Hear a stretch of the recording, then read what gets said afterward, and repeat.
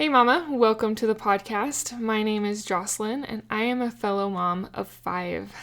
There was a time when I thought I was only going to have 2 kids because pregnancy was just so hard.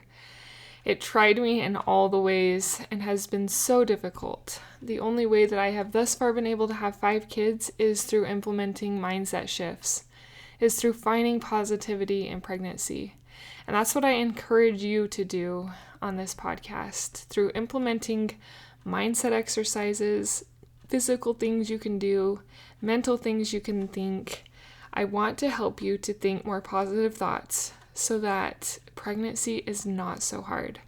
So if it's been hard for you, you are in the right spot. Let's jump into today's episode about doing research and being fully informed to prepare for birth. Hi, I'm Jocelyn, fellow mom of 5 and host of the Positivity in Pregnancy and Motherhood podcast. I help pregnant women and mothers to find the positivity in their season of life through changing their thoughts to work for them and not against them. I help mothers find the small, doable steps in thought and action without making drastic changes to their everyday mom life. And I can help you. Let's find positivity during our pregnancies and in our motherhood together. Thanks for joining.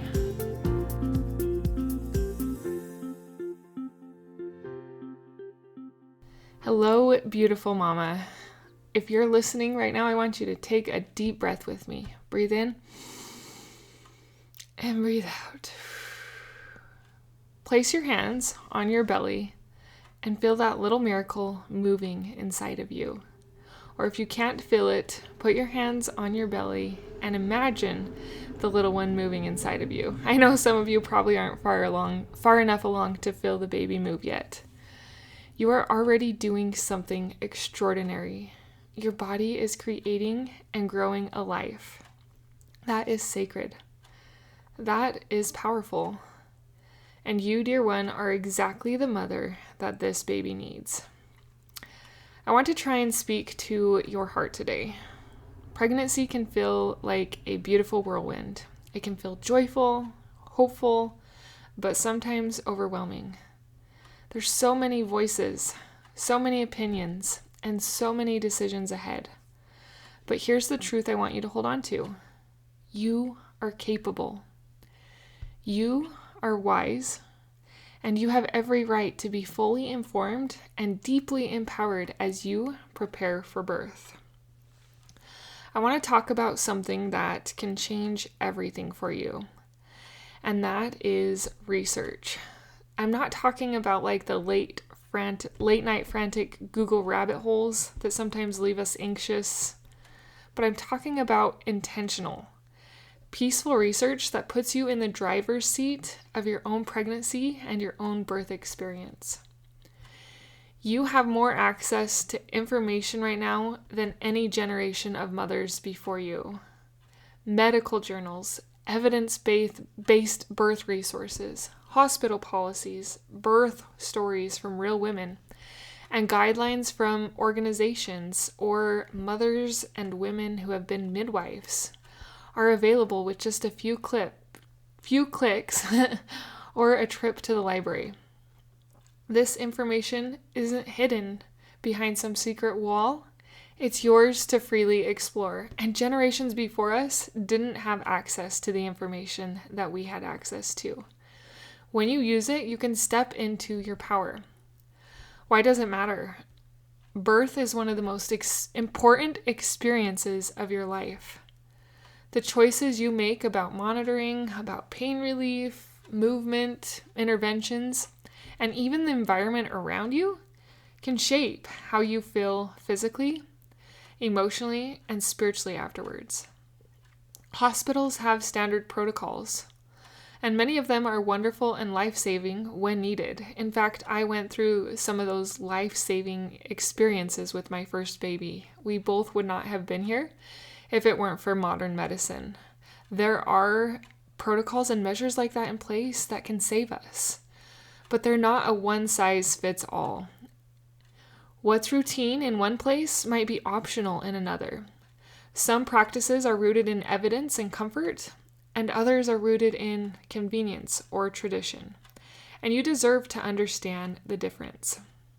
So I encourage you to ask questions or ask questions online. Try and find these answers. These are good questions to either take to your doctor or call the hospital and ask them. And you might think that's weird, but it's not. It is not weird to figure out what your hospital does or what your doctor does. This is your body and your baby's body, and you deserve the best care, but oftentimes we have to look out for ourselves. So here are some questions. What does my hospital usually recommend for first-time moms? What are the benefits and risks of common interventions? Okay, and I'm going to list some of those interventions. Being induced, Pitocin, the epidural, what other interventions? Those are the main ones I think of that have impacts and can sometimes, if they're not treated right, lead to C-section. Maybe C-section is another intervention to look into. How does the hospital support natural physiological birth if that's what I want? And also ask that question with your doctor. Some doctors do not really like natural birth. What are my options if things go differently than planned? Write them down. Bring your partner or a trusted friend. I highly recommend a doula. Maybe you have a great husband that's involved, but my husband, he wants to be involved and support me, but I needed that womanly support. I would 100% recommend a good doula. Doing your research is not about fear, and I think that's really important. It's about confidence. It's about walking into that hospital or birth center knowing you've thoughtfully considered your options. Knowledge reduces anxiety, so it actually helps your anxiety to be less. Like some of you thinking about doing education, like educating yourself or doing more research, it makes you nervous, but it actually helps you to know what your options are so you feel less anxious. It can help you communicate clearly. It allows you to say yes with peace or not right now with clarity. Informed consent is your right, but it's also one of the greatest gifts you can give yourself and your baby. And I have learned so much over my babies. The first one I thankfully did get a birth class in before he came at 31 weeks, but nonetheless, I have learned progressively with each baby, and I wish I would have done more research earlier to know what I know now. So learn from people like me it's taken 5 babies to learn a lot of what I've learned. And it can save you a lot of pain and heartache. Like there were a few times that my doctor and hospital implemented things for me that I don't feel were probably best at the time for me. And I just didn't know different. I wasn't educated. I didn't know. So, there is the fact you can't know what you don't know, but at the same time, with the information we have, we can know. It is beautiful. I also want to speak to the spiritual side of this. Your body was beautifully designed for pregnancy. We've talked about this before, but the same creator who created and formed the stars, the oceans, designed your womb, your pelvis, your intuition, and the perfect timing of labor. You're not alone in this process. Whether you pray, whether you meditate, or simply connect with that deeper wisdom within, lean into that spiritual strength. This is a beautiful journey, and as you lean into that spiritual strength, it becomes even more beautiful.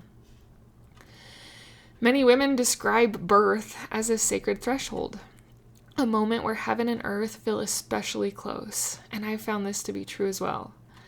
You may feel vulnerable, but in that vulnerability, you also discover your greatest power. Trust the wisdom of your body.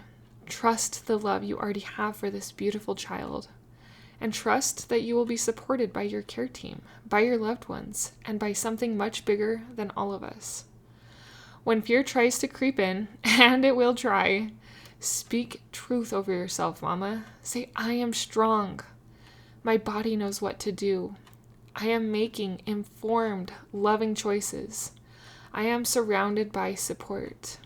You can create a simple birth affirmation practice. I have done many birth affirmation episodes. I will try to link some of them in the show notes, and I encourage you to listen to them. I encourage you to use birth affirmations to be a spiritual anchor that can serve you well through this experience.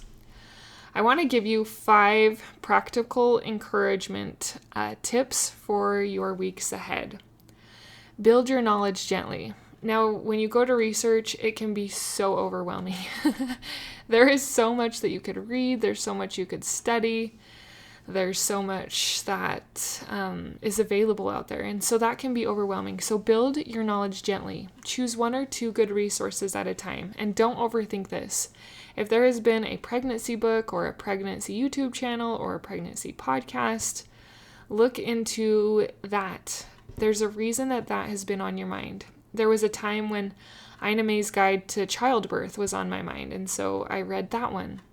Maybe there's a local childbirth education class. There was actually one that a friend of mine did. I wasn't pregnant, but I felt to go to her class, which is so weird. Nonetheless, I did, and it did help me with my next pregnancy. Number 2, create a birth preference list. So I've talked about this before. I'll see if I can link this one in the show notes, but creating a birth plan, but not a long, 3-page thing for them to read, but pictures, no epidural, or yes epidural, or, yes, lights low. I don't care if the lights are on, weird things. That's kind of a bad example, but there's a free birth plan, app, not really app, it's a website. Anyway, they have everything you could think of and more on your birth preference list. So do that. Number 3 is to consider a doula or a birth advocate. Highly, highly recommend. My doula knew the system, so I've only had a doula for my most recent baby, number 5, and she called the hospital, told them I was coming. She was my cheerleader when it came to birth. Highly recommend that. Number 4, tour your birthplace. Highly also recommend this. I did not tour any of the birthplaces until I had baby 5, and that it was reassuring knowing where to go, how to get there. It was on the 2nd floor. Stuff like that can calm your mind. They do offer tours of hospitals for expectant moms. Do that. You'll know their location, but you also can use that as an opportunity to learn about their policies, which is a good thing to do as well. And number 5 is to prepare your mind and body. Maybe try some prenatal yoga, some walking, breathing practices, and good nutrition all support you, but prepare your spirit also. Use prayer, journaling, or quiet reflection. Mama, you don't have to be perfect. You don't have to have it all figured out. You simply have to show up with love and intention. Every mother who has gone before you has walked this path with varying degrees of information and support. You have the opportunity to walk it even more powered and educated. Your baby is choosing you right now. They feel your heartbeat, your voice, your emotions. By taking the time to learn and prepare, you're already showing them what it looks like to move through life with courage and care. You are doing beautifully.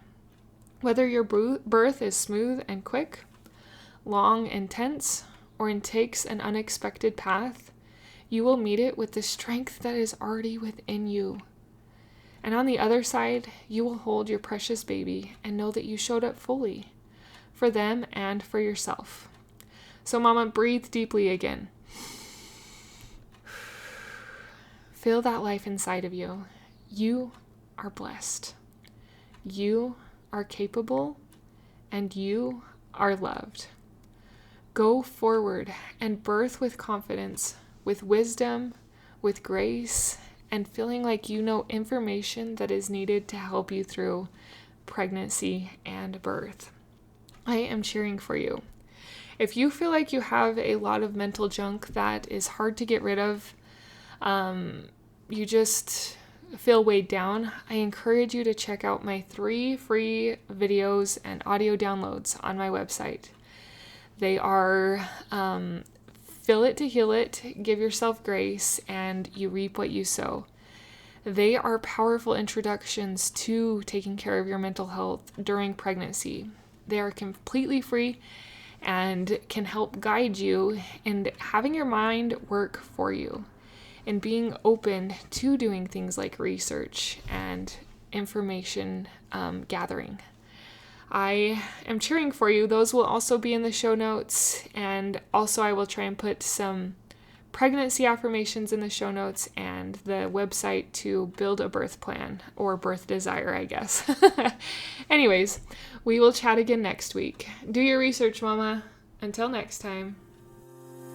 Thank you for being a part of the Positivity in Pregnancy and Motherhood podcast, for listening, for sharing, and most of all, for applying these tools into your own life to improve your own happiness so that you can find your own better thoughts and becoming the mother that you desire to be through taking small steps in thought and action to reach your goals. If you are a mother who has an inner desire to enjoy motherhood and pregnancy better, but you are having difficulty figuring it out, I can help you. Thanks for joining. Reach out, let's connect, and let's see you move forward in your motherhood. My name is Jocelyn, and I thank you for listening. Until next time. Hey Mama, I always like to let my audience know when I use AI, and this episode I did use a little bit of AI to help me through some of the points. Anyways, what do you think about AI? Does it bug you when people use it? Do you not care? Let me know. My email is positivityinpregnancy@gmail.com, and I would love to know your thoughts on that.